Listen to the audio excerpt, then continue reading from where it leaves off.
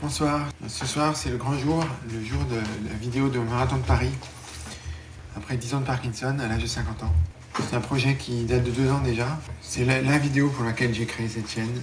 Alors ça tombe bien, je l'ai terminé en un temps officiel de 4h50 avec une immobilisation d'une dizaine de minutes, donc autour de 4h40 réel. Mais c'est pas le temps l'essentiel. L'essentiel c'est de terminer évidemment. Alors le déroulement de la course a été un peu comme Parkinson en général.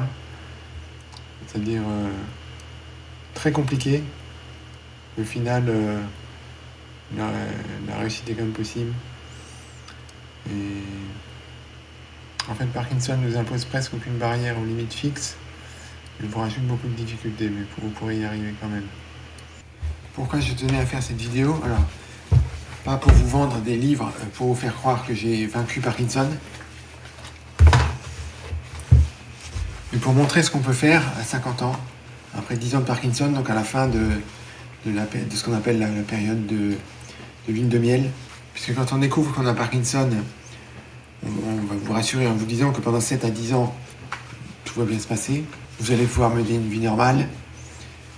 Et en fait, ça ne vous rassure pas vraiment parce que vous vous demandez qu'est-ce que vous ferez dans 10 ans. Et là, on vous sort des mots comme inéluctable, ça peut aller très vite.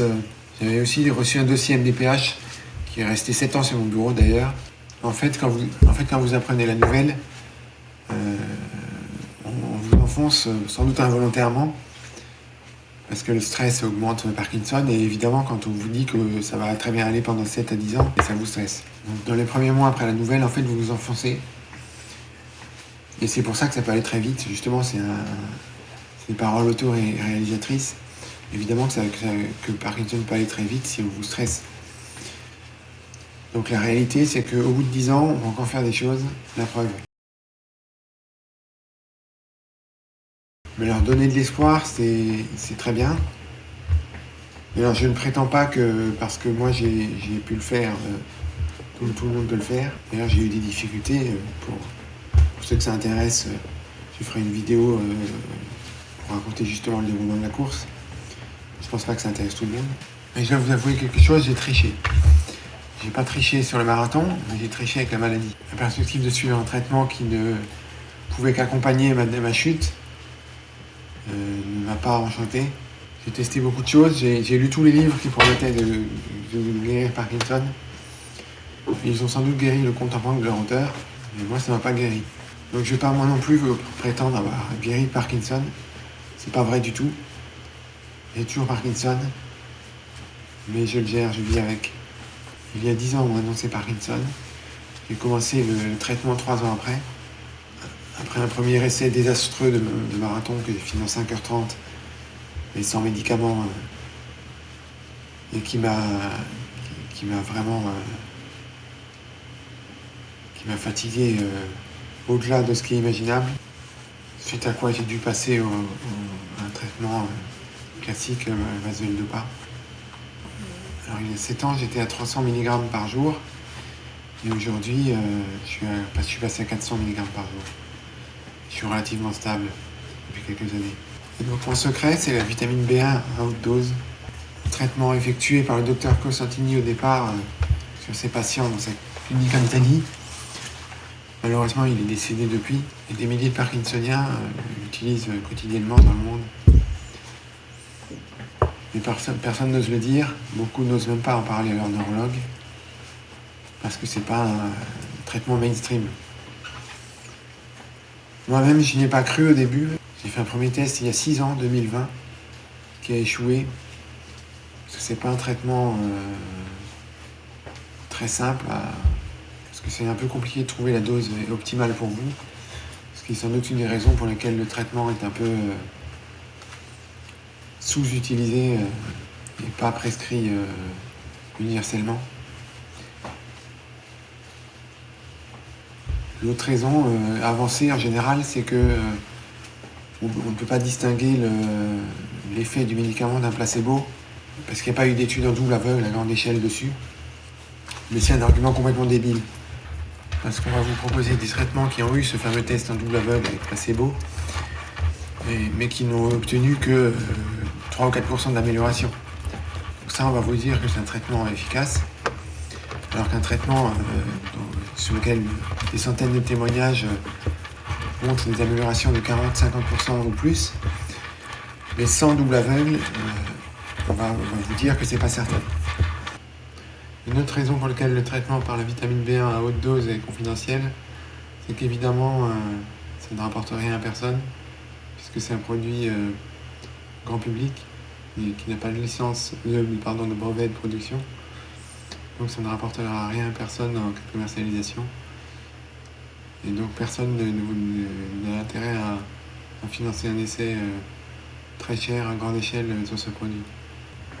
Et évidemment, les malades y ont un intérêt, d'une part pour être guéris, et justement, le faible prix est un argument supplémentaire. D'autant plus que certains traitements de Parkinson coûtent très cher, ils ne sont pas accessibles à tout le monde, ni en France, ni dans d'autres pays. Alors je vais vous dire une chose, quand je pars le matin m'entraîner pour 30 km, c'est pas qu'un placebo que je vais le faire. Alors j'ai pas besoin d'un test en double aveugle à grande échelle pour savoir que je ne terminerai pas un marathon avec un placebo. Donc pour moi c'est une évidence que la vitamine B1 fonctionne, au moins pour moi et pour beaucoup d'autres, même si je peux pas affirmer que ça fonctionne pour tout le monde.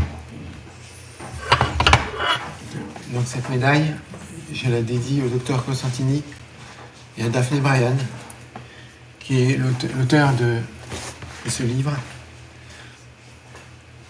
Voilà, qui n'est pas le mien, donc certes, je fais la publicité d'un livre, mais c'est pas le mien.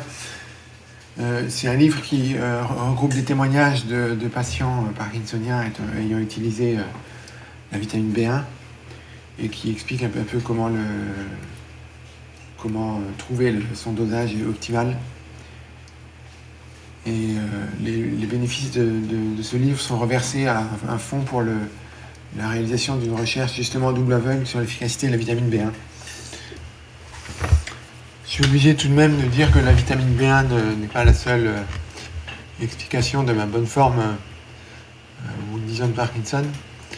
Les séances de kiné y sont pour beaucoup aussi. Merci Rémi, merci Amy. Mais sans la vitamine B1, j'aurais eu beaucoup de mal à faire des séances de kiné aussi intenses que celles que j'ai faites pour préparer ce marathon. Sans la vitamine B1, il y a 3 ans, j'étais un mort-vivant. Et aujourd'hui, avec la vitamine B1, je suis un marathonien. Un marathonien parkinsonien, mais marathonien tout de même.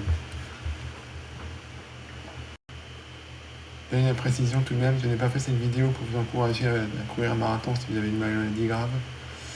Parce qu'un marathon pour une personne saine, c'est déjà compliqué. Donc ça devient très compliqué et c'est pas forcément une bonne idée pour tout le monde. Donc faites du sport, faites plein de choses, mais soyez raisonnable. Je mettrai également ci-dessous un lien vers la cagnotte pour financer l'étude sur la vitamine B1. Et si vous avez des questions sur cette thérapie, n'hésitez pas dans les commentaires. Alors pour ceux que ça intéresse, je vais également faire une vidéo sur le déroulement de la course. Vous allez le trouver ici. Merci de m'avoir écouté. Et je vais vous demander un service pour finir, c'est de partager cette vidéo à tous ceux que vous connaissez qui ont des proches parkinsoniens. Je vais également remercier tous les bénévoles du Marathon de Paris qui étaient géniaux, les secouristes évidemment, et le public qui était incroyable. Merci à tous, c'est vous qui méritez une médaille. Et j'ai une pensée pour finir pour toi Seb, je t'envoie toute la force qui me reste. Courage.